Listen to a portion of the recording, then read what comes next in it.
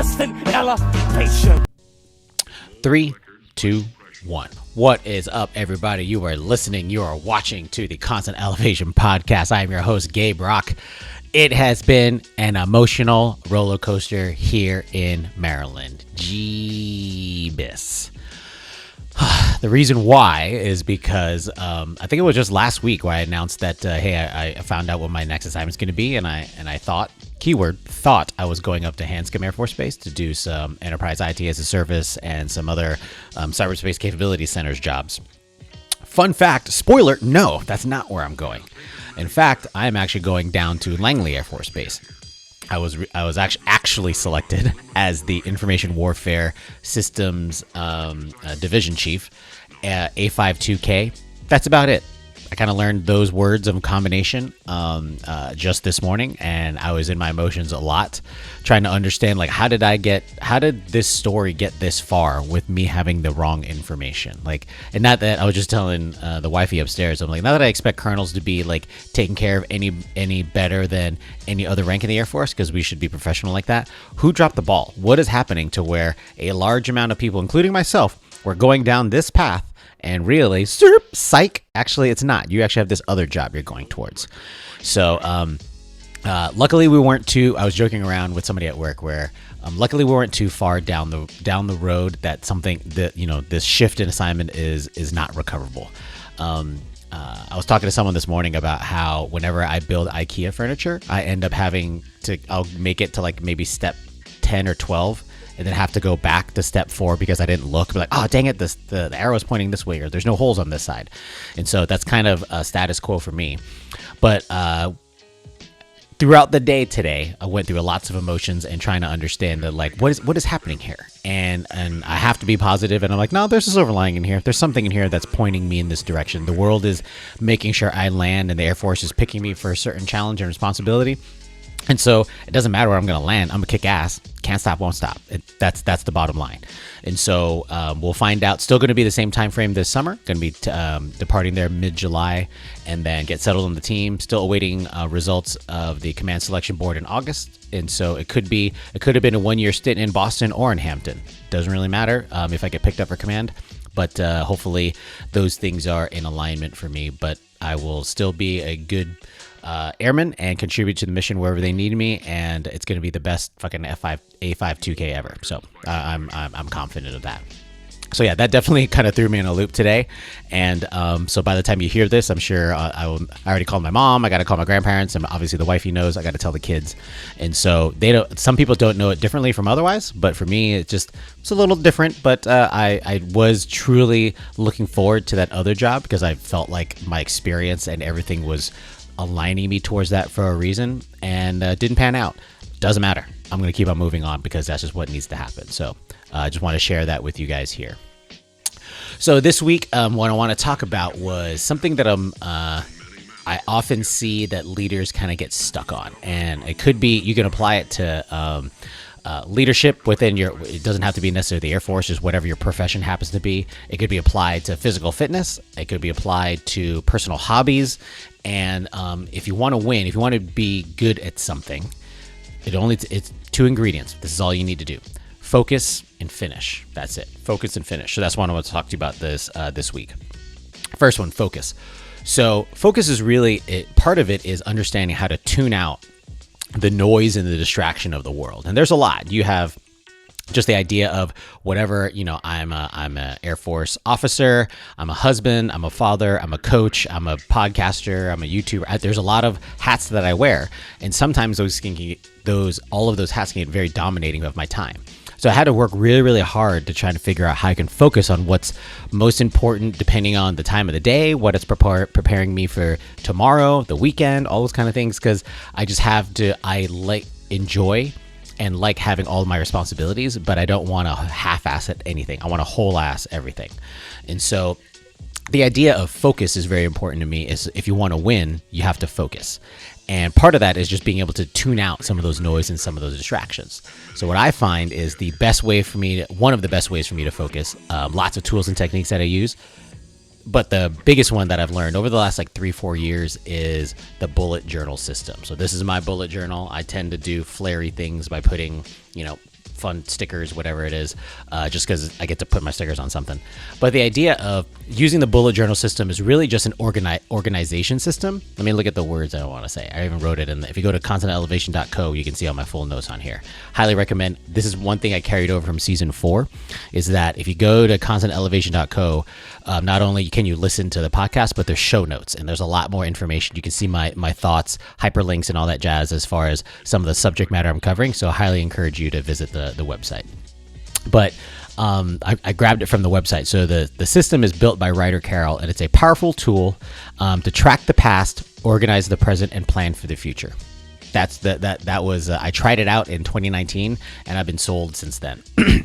And so the idea of using the system, I'm not going to go into it too much, but like the idea is, how do you figure out a system where you can track things that you do on your daily habits, maybe use some time for reflection, and you can kind of put your thoughts in there, but it also organizes information to the point where you can look at the next week ahead, the next month ahead, the next quarter, calendar year. There's ways that if you use it smartly, you can kind of keep track of what's the most important, because if it's not, if it's not measured, it's not managed. By putting it in your analog, actual kind of thing here in a bullet journal, physically separate from anything else you're doing, I find this to be a really good anchor, a really good grounding point, because you can try and do it on your, your Outlook calendar, or even if your Apple, whatever it is, the electronic things you do. The problem that I feel in that is those things are used for other reasons. So you can be in there and you think you're going to check your calendar or look ahead, but then all of a sudden you swipe over, you're onto social media, or you swipe over, you're watching random stupid videos. Like, the analog vision of this is actually just something that I find very, very useful. And if you use this correctly, this is not supposed to be where you write down everything. It's not your Scrabble notebook for meeting minutes. That's not what this is about.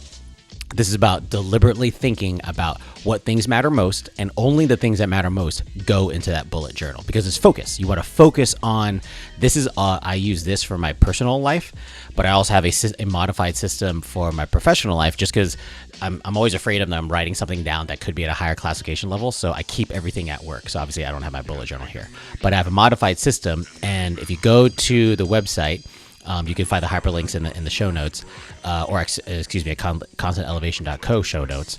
You can figure out that, like, there's ways you can organize the information, to the point where I actually just had a conversation with my boss, and I was, I'm asking him from 06 kind of advice. And at one point in time, he was like, "Have I showed you my notebook?" I was like, "No, sir." He goes, "So I've used this for X amount of years, and I live and die by this. This is the way that I keep my sanity." And I'm like, "Okay, cool." And it's a very just nondescript black notebook. And then he's saying his words. Then he's like, "Have you heard of bullet journal?" I'm like, "Yes, sir. I have mine at home." And we started, "Oh, yeah." And so we're sharing just kind of design ideas and just things that we use in order to kind of make sure that we're measuring what matters most. And there's just something about the bullet journal that keeps you focused. You have to figure out ways to keep yourself not distracted, really measure and manage the things that make sense, and use this as your anchor point.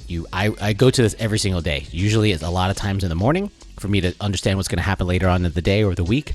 And then I use it at night for some reflective things, or I write down my workout scores or something like that. Keep track of the tasks that I have. Like, I got to go change oil in both of my cars. And so, like, not me, I will get it changed. But the idea of making sure you don't miss track of those, I have a separate section for Lana's NAU things. Like, there's just a lot of stuff that goes on, and it can get overwhelming. And so using the bullet journal system helps me stay focused, because it's accounted for, but I don't have to worry about it yet. There's a timing and tempo when I need to worry about it, but like, it's not right now. Let me just figure out what I need to do today. So highly recommend the bullet journal system for focus. Second item, if you want to win, is finish. This is where I really think that while leaders have really good intentions of starting things, or just anybody, your personal hobby or your fitness goals or your personal goals, everybody has good intentions of what they want to start.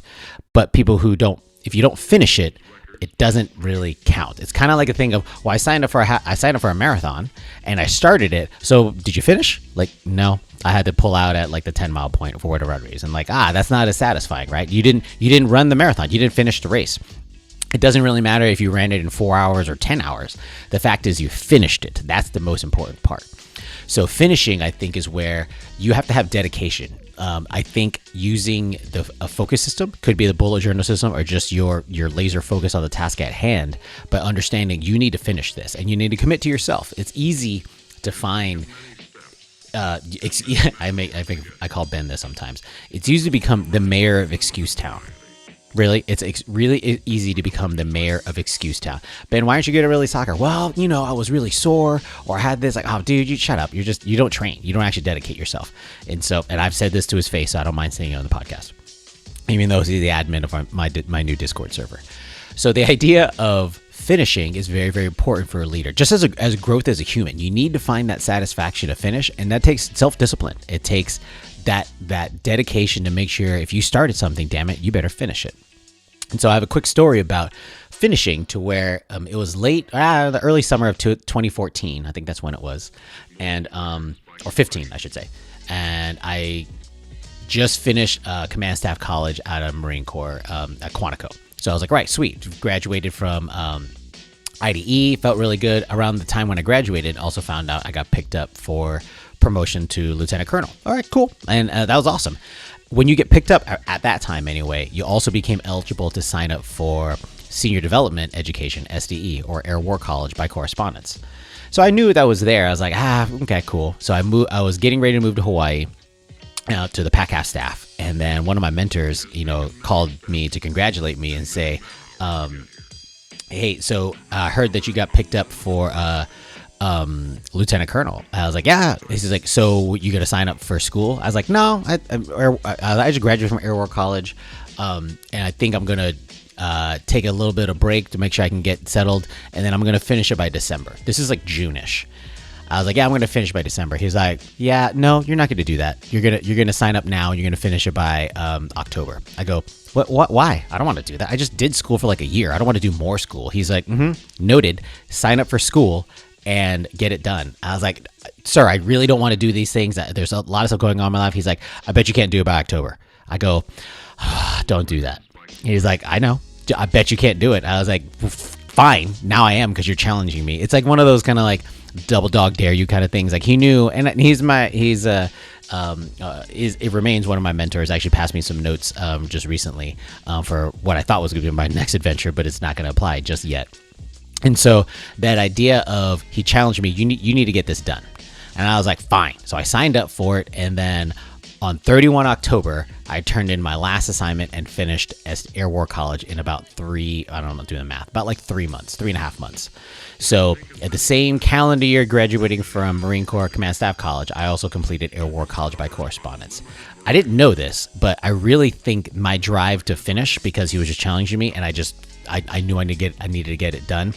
I trusted him as one of my senior leaders, that he's telling me to do something, I'm just going to get it done.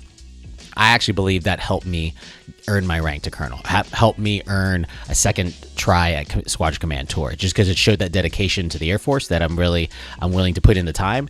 And it actually was a lot easier than I thought, because my mind was already in school mode. And so it was really easy for me to get through Air War College. And I was very happy to do that, but I wouldn't have done that. I wouldn't have finished if he didn't challenge me to. Shout out to Colonel Rob Bearden for being a good friend and a good mentor to me. So I really appreciate that, sir. But finish, right? The idea, if you're going to commit to something, don't half-ass it. Like, you got to finish, right? When I started writing my book, I committed myself, I'm going to finish writing my book. No pressure, which you still buy on Amazon or Barnes & Noble or at constantelevation.co right now. I committed to writing a book, so damn it, I'm going to write a book. If I'm committing to a weightlifting event, damn it, I'm going to commit, and I'm going to prioritize everything to that. And it doesn't matter necessarily what the end result is, as far as did you win or not. Like, I competed, and obviously it changes depending on the event. But like, I finished, I accomplished something. And if you want to win, if you want to become a better leader and just earn some of those life experiences, you got to finish what you start. You got to finish, okay? So that's what I want to talk to you about this week, guys. Focus and finish. If you want to win, those are the two simple ingredients you need. Takes a lot of energy, takes a lot of sand to make sure you stay on point. Look at that bullet journal system. Maybe use that to organize. You can tailor that to whatever you want. And finish what you start. Don't half-ass anything. Whole-ass the right things. So hopefully next week I will not tell you that I got another job. I have no idea. The wifey doesn't necessarily believe anything until we have orders in hand. At this point in time, it could turn into some random stuff. Maybe I get selected to be an astronaut. Who knows? Probably not. But the idea of my Air Force adventure still has a lot of runway in front of it, and I'm looking forward to it. Whatever they're going to tackle me, I will be the best, whatever it is going to be, the most stylish one as well, because that's how I roll. So until next time, team, we'll talk to you next week. Peace.